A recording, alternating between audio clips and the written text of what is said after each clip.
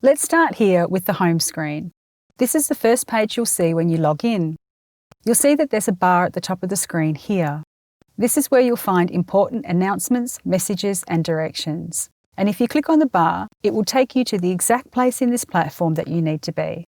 Here on the left-hand side of the screen, you'll see 4 buttons.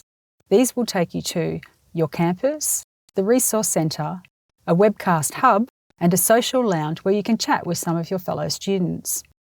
Throughout your orientation, you'll hear us talk and write about your campus booths. When we say campus booths, we're referring to the button called Your Campus.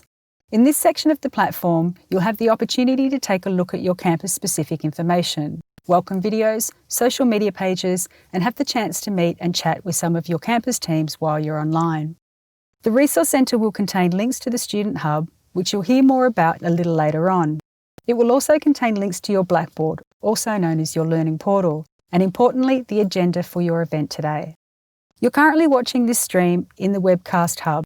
After today's event, this webcast will be made available on demand if you'd like to watch it again.